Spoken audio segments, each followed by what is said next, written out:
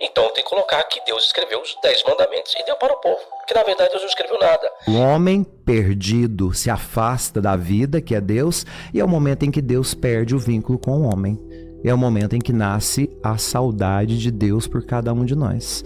Então, se o fruto da árvore do Éden nos levou à morte, o fruto da árvore da cruz nos trouxe a vida. Obrigado, padre.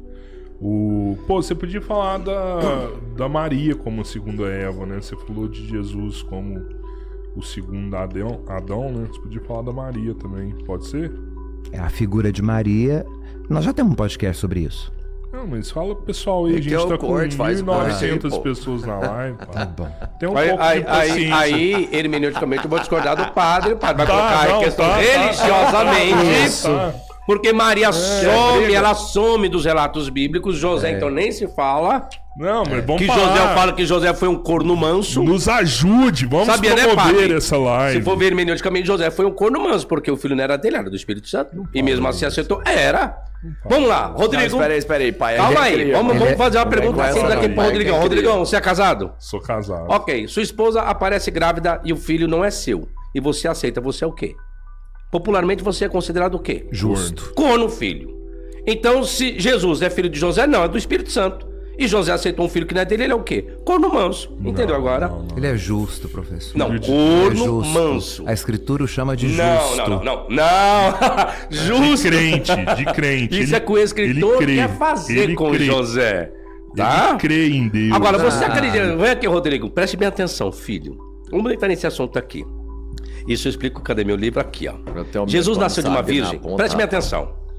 A sua esposa aparece grávida. Você acreditaria num sonho? Deus dizendo para você, Rodrigo. E você é estéreo. Ó, você... Dando aqui, tá? Você é estéreo. Não, eu sou estéreo também. Na Bíblia também tem essa. Você é estéreo? Você tem filhos? Eu tenho filhos. E como você é estéreo se você tem filhos? Não, eu tô falando assim, na Bíblia também é assim? Só tem um problema, é só que a esterilidade na Bíblia parte pela mulher e não pelo homem. Os judeus não aceitam que o homem seja estéril. Você nunca vai ouvir. Não. O homem não podia conceber. É sempre a a mulher que não a podia mulher. conceber. É sempre a mulher. Infelizmente, nós sabemos que o homem tem a sua esterilidade também. Sim. Mas vamos entrar nesse conceito E o aqui. pecado era da mulher. Sempre. Aí entra mais uma vez aquilo que nós falamos de matrimônio e patrimônio. Aham. Aí você é estéril, você é casado. Ou é noivo, que sei lá. Ah, seu namorado, sua noiva, sua mulher está grávida e você sabe que o filho nasceu. Você acreditaria num sonho? Para você receber tua mulher, que aquele ali é do Espírito Santo? Naturalmente, sem questão religiosa, você acreditaria num sonho? Dizendo, Rodrigo, não dispensa sua mulher, porque o que nela está concebida é do Espírito Santo? Literalmente, você acreditaria num sonho? Acreditaria.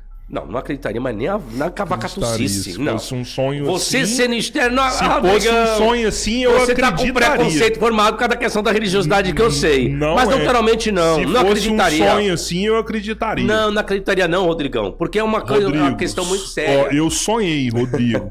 Sua esposa tá grávida. Deixa eu explicar pra você. Você tem uma missão daqui pra frente. Eu acredito. Não. Isso hermeneuticamente é isso que o escritor quer colocar. Certo. O escritor ele tem que fazer uma construção ideal. Por quê? Porque ele quer trazer um cumprimento profético. Só que o problema é que ele, como eu falei, ele agravou esse cumprimento profético. Ele agravou demais. Porque já colocou que ela era noiva, prometida a casamento. Então ele inseriu algumas questões. Depois, quando ele erra, e agora? Para mim consertar, o que eu faço? Já sei. Coloco que aparece um anjo em sonho.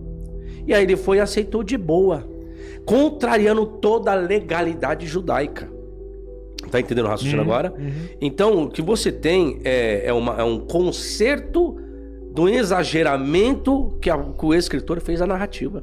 Porque quando você pega a palavra, eu explico isso no meu livro, sobre sonho, isso e aquilo, são construções totalmente fora do que tange a ideologia do escritor como um linguajar polido. Ele tem um costume de utilizar vocábulos corretos para determinadas situações. E aqui sai totalmente fora do que seria um sonho.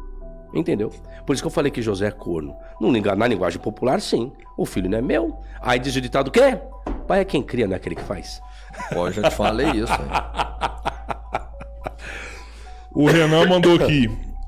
Como a lei é criada pelo homem, se está escrito em Êxodo que Deus escreveu as 2 tábuas do testamento com o próprio dedo e entregou a Moisés? Acho que Eu vou a gente deixar já por falou conta do isso, senhor. né? Vamos lá? Na verdade, como eu acabei de explicar, Deus escreveu alguma coisa? Não. Deus tem dedo? Não. Isso nós chamamos de antropomorfismo. O que é antropomorfismo? É uma figura de linguagem onde eu vou atribuir figuras humanas para Deus. Olhos, boca, orelha, mão, pé. Barba, cabelo, rola, pinto. Tudo isso daí que você imaginar. Entendeu? Então é quando... Ó, padre. Então isso... Mano, você tá morto, Fábio. Se lascou. A culpa é dele, eu não tô falando nada. Então isso é antropomorfismo. Então quando atribui qualquer questão física à divindade. Ai, Deus, as tábuas foram escritas com o dedo de Deus. Não. Deus não escreveu nada. Lembra que eu falei que para você validar algo, você tem que inserir o divino? Então o que eu faço? Eu fui lá pro monte maconhado, que só tinha plantação de maconha, onde Moisés está. Tem um vídeo que chama Gente, isso é mentira. Não, isso Não, é aqui verdade. Não, mentiroso. Vou provar Não. agora, padre, ó. Chama Existe uma Moisés. expressão, vamos lá, por duas questões eu vou te provar agora, Esse padre. nome chamava Caneboche. Caneboche em hebraico é cannabis.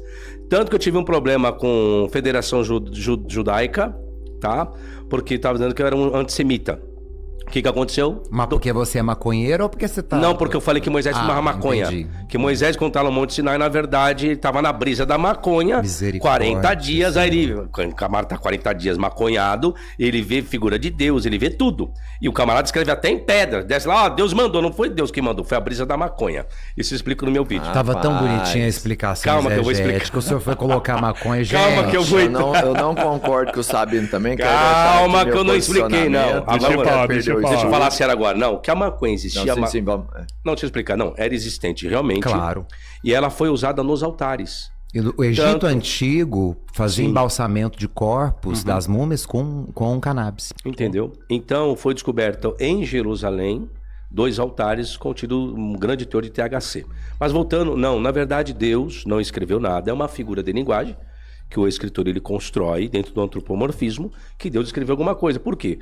Como o povo sai do Egito, então eles estão com a cultura do Egito, com as leis do Egito, com tudo que é do Egito. Só que agora eles querem organizar o quê? Uma nova cultura, um novo povo, uma nova circunstância, situação. Então eles têm que criar a unidade dessa divindade. Só que para essa divindade tem que ter o quê? Ela tem que ter leis, tem que ter diretrizes. Então tem que colocar que Deus escreveu os 10 mandamentos e deu para o povo. Que na verdade Deus não escreveu nada. Eles desenvolveram, eles criaram e faz o quê? Coloca o divino para validar. Porque você só valida alguma coisa para uma nação, para um povo, para uma cultura, naquele caso, quando você coloca o divino. Por quê? Porque as outras nações tinham os seus divinos e as suas normas e suas legalidades. Então eu tenho que fazer o mesmo. E Só isso tiro se o pano e coloco o perpetua, humano. porque Sim. não só pelo divino. Você vai ver, sobretudo no período renascentista, quando as obras literárias eram compostas, muitas vezes elas eram escritas por discípulos das escolas literárias e assinadas como se fosse o professor. Uhum. Então, isso atribui-se a Shakespeare. Foi Pseudonimato. Shakespeare que escreveu? Não, foram alunos dele. Só que o fulaninho que escreveu é quem no Jogo do Bicho? Então nós precisamos de validar o escrito. Para validar, a gente coloca o nome de quem? Shakespeare. A mesma coisa com as escrituras. Quando se fala sobretudo do Antigo Testamento, né? A Torá, os 5 primeiros livros. Foi Moisés que escreveu os 5 primeiros livros. Imagina. Claro que não. Lógico que não. Né, o texto composto, a composição final do texto é depois do exílio da Babilônia. Nós estamos falando de 2000 anos depois de Moisés. Então, assim, atribui-se a Moisés. Por quê? Quem é a figura que representa a lei? Moisés. Ele é que desceu com a lei do céu. Então, tudo que é lei, ou seja, o Pentateuco, a Torá, a lei é atribuída a Moisés. Agora- Isso que o padre está falando, você quer ver? Os evangelhos é a mesma coisa. A única coisa que você tem dentro do primeiro século de garantia que alguém escreveu foi Paulo. Os evangelhos, os autores são todos anônimos. Quem vai atribuir nome para 4 evangelhos e seus respectivos nomes é o pai da igreja Irineu de Lyon, em Contra as Heresias. Isso mais ou menos em meados de 180 depois de Cristo. Você tem o pseudonimato, que é isso que o padre acabou de explicar. Alguém escreve, mas para validar que ele escreveu, coloca o nome de fulano igual. Todas as 13 cartas são de Paulo? Não, não são de Paulo. Você tem 13 cartas de Paulo, mas não são as 13, são dele. Mas colocaram o nome de Paulo para validar os seus escritos. para ter autoridade, que é o sistema de canonização. Exemplo, o padre conhece muito mais do que eu, por ter estudado a respeito do cânon, que vem do período da patrística. Naquela época se dizia que para um livro fizesse a composição do Novo Testamento, primeira regra, teria que ter sido escrito por um apóstolo. Aí você tem um problema. Durante o período apostólico, ou seja, o último apóstolo a morrer foi João por volta do ano 98. Qualquer escrito que tenha sido redigido após o ano de 98 não pode ser considerado sagrado. Daí nascem os apócrifos. Aí você tem um problema grave. Ó, a primeira regra, como existiam vários escritos, aí as pessoas falam, só existiu 4 evangelhos. Não, existiram vários evangelhos atribuídos com nomes apostólicos. Exemplo, evangelhos. Quando você chega em Justino Mártir, que é início do 2º século, que ele vai estar lá, um diálogo contra Trifão, com o judeu, ele vai falar a respeito do batismo de Jesus no Rio Jordão, que pegou fogo. Aí você chega nos 4 evangelhos, não existe. Que quando Jesus está sendo batizado, acendeu um fogo no Jordão. Sabe de onde o Justino Mártir tirou essa referência?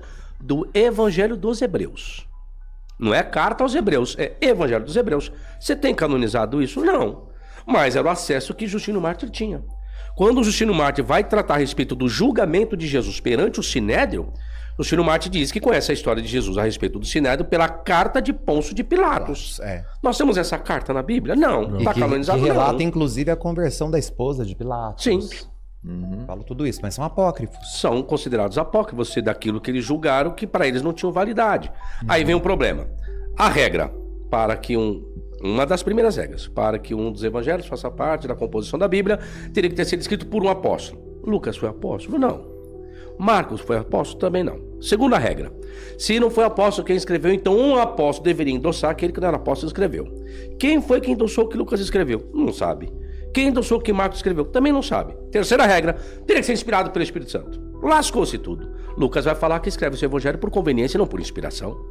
Aí o que acontece agora? A autoridade apostólica. Aí entre os pais das igrejas. É o que nós escolhemos e ponto final e acabou. Período patrístico. É isso que aconteceu. Isso é a construção do Novo Testamento, que eu não trouxe no meu livro. É como surgiu o Novo Testamento. Por esse motivo, Lucas é inserido. Foi inserido por quê? Porque aí você tem o sinótico, o padre tinha falado anteriormente a respeito disso. E ele era discípulo de Paulo. Ele acompanhou Paulo, ele não acompanhou nenhum dos apóstolos. Ele acompanhou Paulo. E Marcos era discípulo direto de Pedro. Sobrinho. Muito próximo. E acabou que escreve o texto menor, porque Pedro já estava preso, em iminência de ser morto a qualquer momento. E ele tinha pressa em relatar tudo o que era preciso como bispo. Ele estava em Roma, preso. Então Marcos escreve só o essencial, é o evangelho mais curto, que é o evangelho da pressa. Que segundo Papias, um pai da igreja, ele era intérprete de Pedro. Uns 5 fragmentos do pai da igreja, Papias, início do finalzinho do primeiro entre o segundo século, segundo século, foi intérprete de Pedro.